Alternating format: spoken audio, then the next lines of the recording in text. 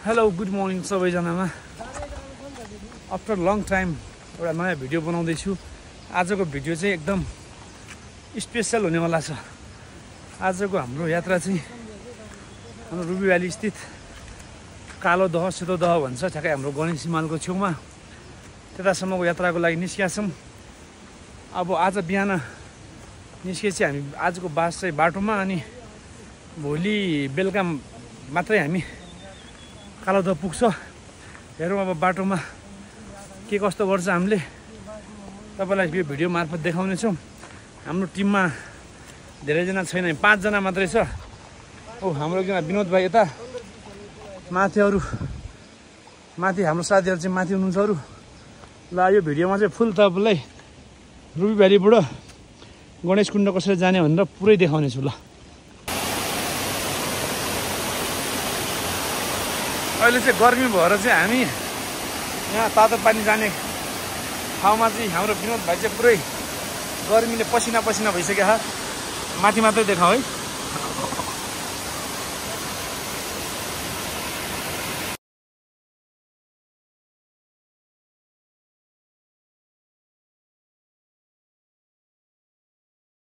अहिले चाहिँ हामी यता बाबिल तातो पानी भन्ने ठाउँमा आइसकेका छौँ।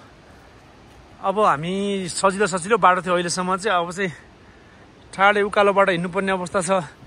हामी त पारी हुँदै आएको। अब यहाँबाट चाहिँ माथि लाग्नुपर्छ। अब त आज बेलुका चाहिँ हामी माथि गोठमा पुग्ने भन्ने प्लान छ। लेट्स चाहिँ अब के हुन्छ हेरौँ। अहिले चाहिँ हामी गोरम भन्ने ठाउँमा पुगेका छौँ। विनोदको हालत के छ अवस्था? बोल्नै नसक्ने अवस्था हो। यस्तो जङ्गलको बाटो हुँदै हाम्रो यात्रा कालो दहतिर लाग्दैछ। यो ठाउँको नाम खोइ हो दाइ? यो ठाउँको नाम के हो? सुँगुरचो। ल अहिले चाहिँ हामी सुँगुरचो पुगेर यहाँ यस्तो हरियाली बाटो हुँदै अगाडि बढ्दैछौँ। हामी चाहिँ हाम्रो हिमाल चाहिँ यो पुलले गर्दा छेकिरहेछ। हामी आएको चाहिँ तल लिन्जो गाउँबाट बिहान निस्केको। अहिले हामी सुँगुरचो भन्ने ठाउँमा आइपुगेका छौँ।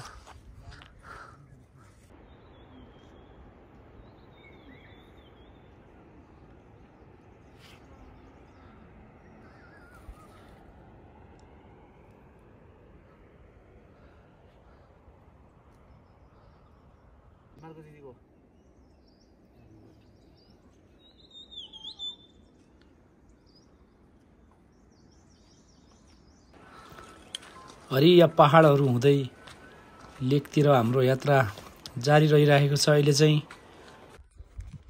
हामी जाने बाटो चाहिँ यस्तो छ। कालो दह जाने बाटो चाहिँ जङ्गलको बाटो। हामी पुरै लेक हुँदै गइरहेछौँ। एकदम यहाँको सिन हेरेर चाहिँ थकाइ पनि नलागे जस्तो हुँदो रहेछ। हाम्रो साथीहरू चाहिँ माथि पुगिसक्यो। यस्तो बबाल भ्यू छ। बबाल दामी।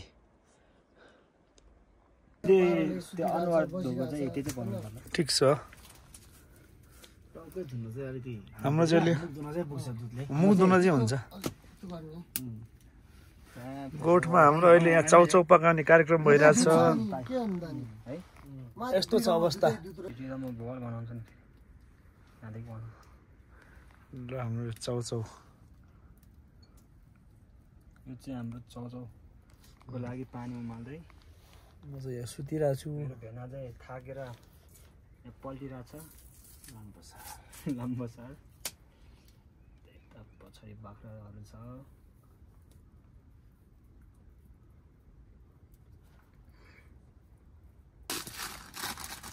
चाहिँ हाम्रो लेकमा अहिले चाहिँ हाम्रो चाउचाउ वाइ चाउचाउ पाकिरहेछ।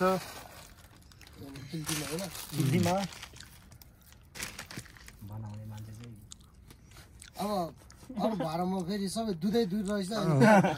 कुकुरमा दुध के त्यही भएर बढी भएको। अब म दुध लिनु आउने हो। हामीले चाहिँ किल्लीमै पकाइदिएको। कालो दह जानु अगाडि चाहिँ दुध लिनु हामी जस्तो पवित्र मान्छेले पर्दैन के। जो मान्छे फटा छ उसले चाहिँ दुधले नुहाउनुपर्छ है।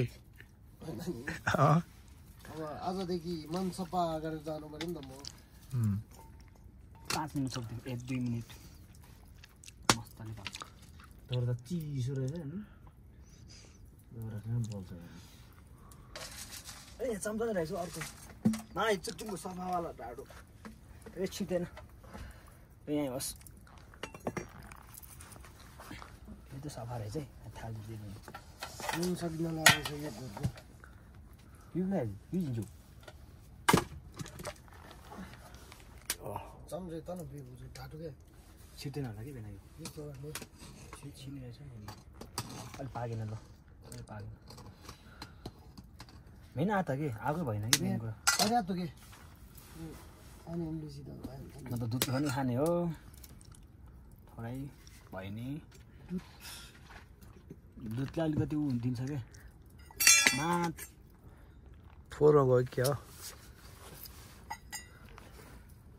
एक मिस ला ला ला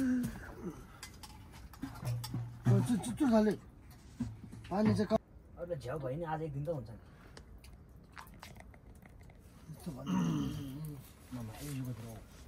चुच्नु छिट्दै मात्रै भयो ढाडो हुन नि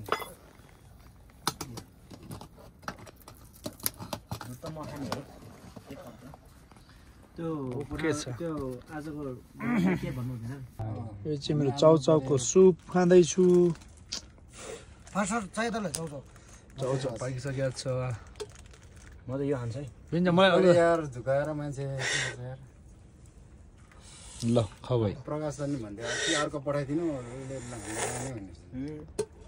वाह गाइड गर्नुपर्ने मान्छे होइन दुध बनाइदिनु यो चाउचाउ कस्तो मिठो लागिरहेको यार दुध पनि ततायो तताउन दुध तताएर खाऊ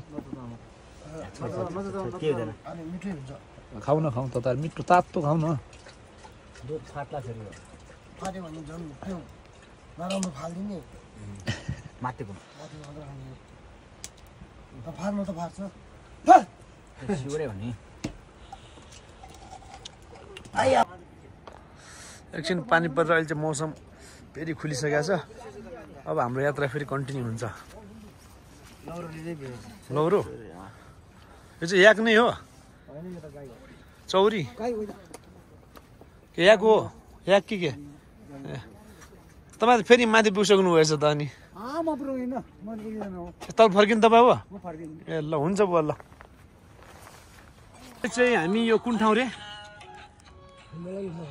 भनौँ न एउटा नाम त के खर्क भनिरहेको खर्क अब बस्ने ठाउँ पुग्न लागेको छ बेलुका 6 बजिसकेको छ अहिले हामी चाहिँ जङ्गलमा छौँ 2 जना अरू साथीहरूको अगाडि कोही पछाडि छ यता चाहिँ यो स्निकर नखायो भने चाहिँ हिँड्न एकदम गाह्रो त्यही भएर तपाईँहरू पनि आउँदै हुनुहुन्छ भने चाहिँ यो स्निकर चाहिँ अनिवार्य रूपमा ल्याउनु पर्ने देखिन्छ ओहो यस्तो छ मौसम यो चाहिँ हाम्रो लेकाली फुल यो औषधि पनि हुन्छ होइन त के को औषधि हो गफ लाउने यार यत्तिकै पनि यार अलिकति बोल्ने स्थितिमा छैन कि ए ल ठिक छ अब हामी बस्ने ठाउँ उयो माथि गोठमा कहाँ हिँड्नुबाट हिँड्नु भन्छ केही देख्दैन तपाईँको यो बाटो बेस्ट छ क्या जानलाई अहिले हामीलाई अब भोलि त जान्छ त्यहाँ डाँडाबाट आकाश खुल्ला भयो अहिले हिमाल सबै देख्छु यहाँबाट हिँड्नुबाट त एक दिन त्यो एल्टिट्युड चाहिँ 3488 रहेछ यो ठाउँको चाहिँ आज हामी 3488 हाइटमा चाहिँ आज हामी बस्छौँ आजको दिन चाहिँ हाम्रो यही घरमा बसेर सकिनेवाला छ ए माथि याक नि रहेछ त याकलाई नि म जुम गरेर देखाइहाल्छु नि आम्बो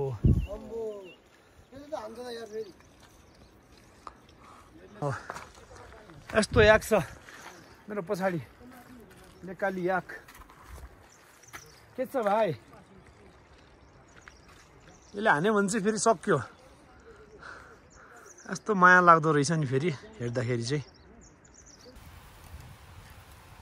बाहिर पानी पर्दैछ हामी चाहिँ यहाँ चियाको तयारी हुँदैछ आजको बसाइ हाम्रो निवास यही छ छ। अन्त विनोदलाई चाहिँ के भयो सन्चो नभएको अवस्था हो बोल्ने स्थितिमा छैन किन बोल्ने स्थिति 0 छैन त कितिर ओ यहाँ चाहिँ कोही भयो यहाँ चाहिँ कोही भयो नि ओ चाहिँ हाम्रो के अरे छुर्पी तमरीको छुर्पी कुन चाहिँ तरकारीहरू लाउँदै टक्क पोल्ने अनि खाने अब ल ल पोल्नु दाइ यो चाहिँ चौरीको चिया चिनी बनाउने मेसिन पनि देखाउनु उद्याउनु भन्ने त सर चिया छ त हजुर चिया नखाने यो बढी भयो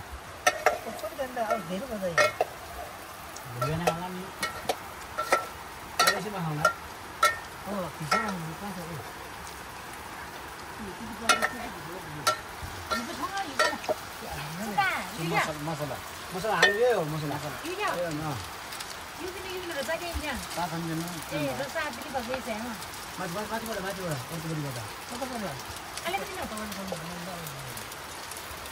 भित्र थियो त उच्च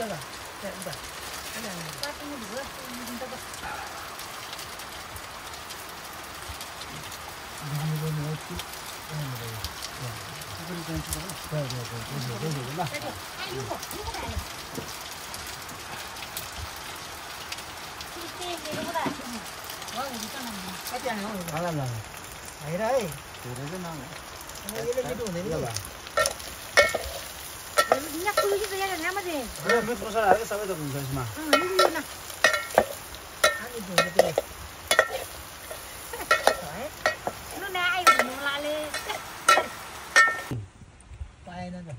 अच्छा नि किताब समेत आछ किताब त मैले लियो सर्टिफिकेट पनि लियो सर्टिफिकेट